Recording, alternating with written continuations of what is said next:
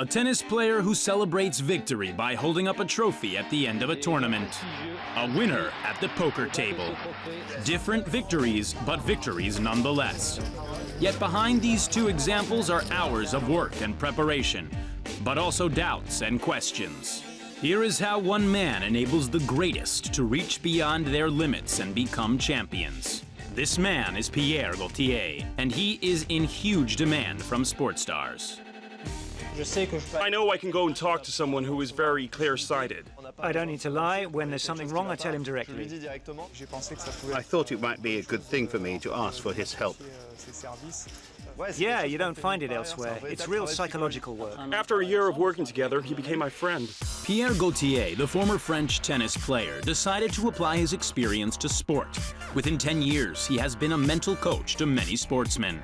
What is this business? How do you become a mental coach? Let's look back on a winning road. I was a professional tennis player for a decade, and every time there were important games, I missed forehands that I managed easily during training. So I analyzed the logic of physical and technical training. There are times when I was training 5-6 hours a day. My forehand was fine, and then came the easy match ball, which I totally messed up. Well, I really looked to the bottom of this thing, and at one point I thought, it's been 3 years and I've been hearing I should train more, but I can't do any more, and it's always the same problem. So I thought there might be something else, and so then I started working on myself for 6 or 7 years.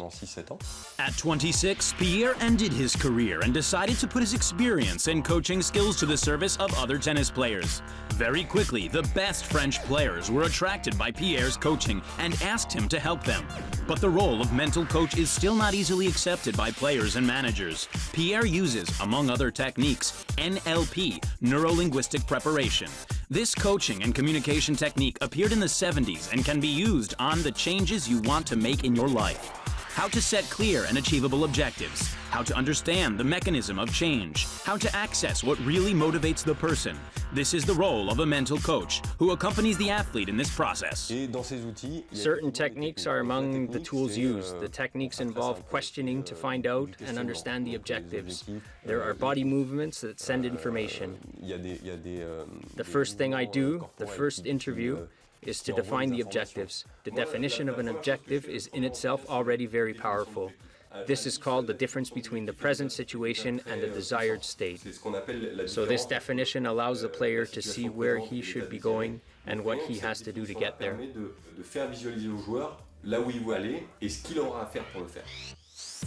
Beyond the goal is the path to achieve it, which Pierre must first define. He did this type of work with Sébastien Grosjean in 2001.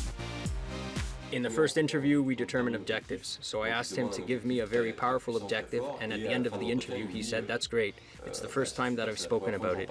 He knew where he wanted to go. He knew what he had to do to get there. His goal was to win a major tournament.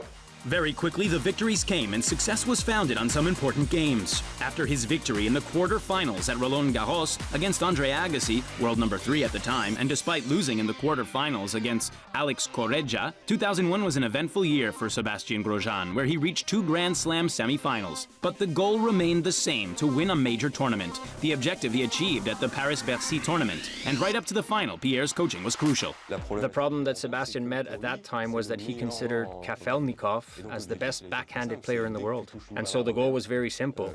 It was that once he had a backhand ball, either in diagonal or along the line, he needed to make maximum effort. Gradually, the Frenchman gained the advantage. The Russian Kafelnikov no longer played on his backhand, but on his forehand, the Frenchman's major weapon. He had an exceptional forehand, so as from the time the roles were reversed, that Kafelnikov refused the diagonal backhand or opened very early, it was a game of destruction, or at least he really dominated. In 4 sets, Sébastien Grosjean managed to control Kafelnikov. He won his first major tournament.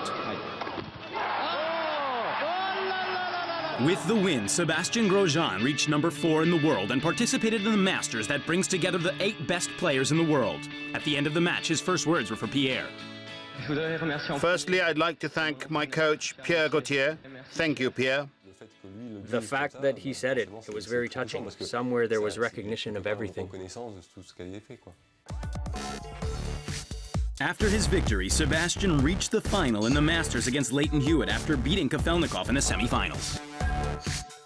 At At one point, I told myself I would like to apply my techniques to other areas, see if they work, because being a player myself, tennis was pretty easy. And in fact, yes, it works in all fields. Pierre was renowned in his role as mental tennis coach. He then offered his services to other sports and even team sports. Pierre then got interested in a fast-growing sport, poker. He was not alone in wanting to integrate mental coaching into the preparation for the sport. The manager of one of the biggest French teams shared this view. This man is Stéphane Matteo. Let's say I got into the world in which I am today, which is of a poker player turned manager coach. And I thought it might be a good thing for me to use his services.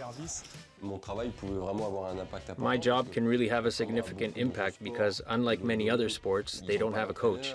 And I thought that the psychological dimension in this discipline may be even more important than in other sports. I think it was something that really interested him. For the majority of the group, he arrived without them really understanding what he was saying. So it took some time for them to understand what Pierre's work actually is. I had to put forward my vision of psychological support. They had to realize that for it to work, they needed to want it to work. I had to make sure I didn't force them into it.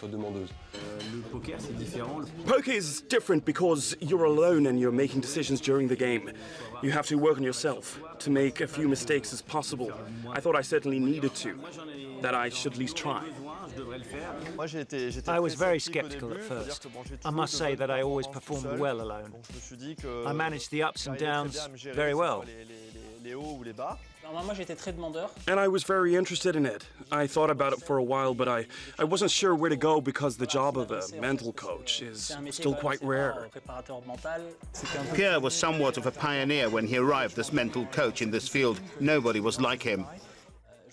I expected someone very charismatic, a bit of a guru, someone who would understand me right away and that would be able to give me some directions straight away. But he didn't. I realized that against stronger opponents, you have to perhaps work more on yourself and try to understand why you are still struggling against certain people. And this is where Pierre came in. When I explained what had happened at the table, he immediately gave me the answer, that's why. You didn't make the right decisions. Maybe because you weren't ready, you weren't motivated, you weren't a winner. There are plenty of things. And in fact, I knew I had to go and see him. Basically, half the group was really involved with him in the whole experience. As for me, I think all those people there got a lot out of it. You don't need to lie to him. When there's something wrong, I tell him directly. It actually allows me to move ahead more quickly. I know I can go and talk to someone who will listen carefully to me. The idea behind his work is that we all have within us the keys, but it's nice to have someone to guide our thoughts. For my second final table this year in Monaco, for example, Pierre wasn't there, but during the last 2 days of the tournament, I spoke to him in the morning on Skype. So we had the coaching relationship, even if it was at a distance. It really helped me reach the final. The final table is the ultimate goal of a poker player. Enter the last date of the tournament and perhaps win thousands of dollars. In recent months, Manu Bouron has been working on this objective with Pierre. In fact, it went quite fast with Manu, oddly enough, especially since he wasn't really convinced of the importance of this kind of work. At first, I thought it would take longer. We started in mid-September, and by mid-December, he had reached the goal he had given himself a year to achieve. I had blockages that I wasn't aware of. Everything came to the surface during the tournament in Prague, in fact. He was playing 10-12 hours a day for 6 days in Prague, and if I remember well, when they started off, I think they were 4,000 or 5,000, and then there were only 9 left, and his goal was to be in the top 8. I had met almost all the obstacles I encountered there before. A table with very strong players at the beginning, constant fluctuations, which meant I was either euphoric or frustrated, and I managed to handle it all. I advanced in the tournament and recreated the same routine, and each time I started full of confidence. I felt ready, I felt calm. I was able to manage things mentally to a point where I no longer understood what was happening, and then I was into the unknown. That's why I'm telling you, keep concentrated, really, because whatever happens, whether you lose or win, the road is long. Sometimes I lose my profits, you know. I win a lot. I have a bag full. I relish the moment of the guy who's beaten 4 players at the table, you know, in just 2 hours. And then I lose a little focus on what's happening. But in one way or another, whether you're up or down, it's only one step, just one step. Ultimately, the goal is to go much further. It isn't simply to play well now or to lose suddenly, you know?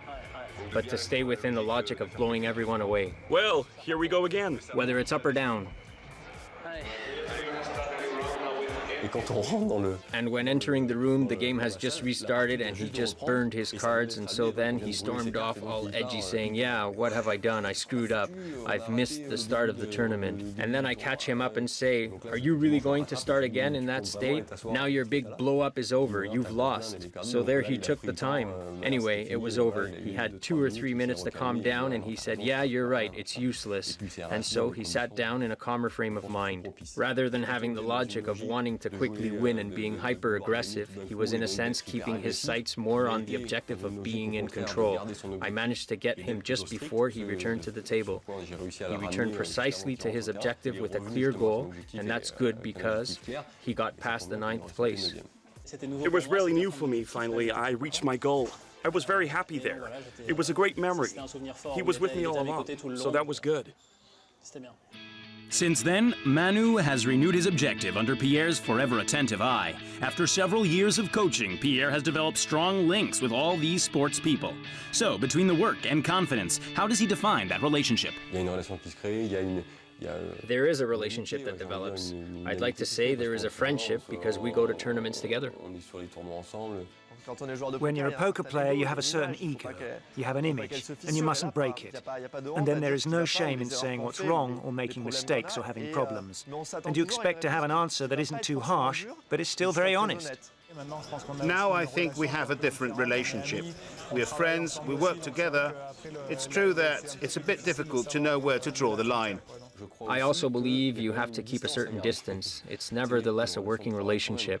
That is to say that we are here to make them more efficient and not just to manipulate them to get them to do what you want. I am trying to develop that side with the people I coach. In other words, not to make them dependent on me, but make them know they can count on me. After a year of working together, he became my friend. It is also my role to ensure that at some point the player is capable of managing himself autonomously. So if he sees for himself that he's really worked well, that he's made really good progress in a year, and he feels strong enough to go alone, well, great, we've won.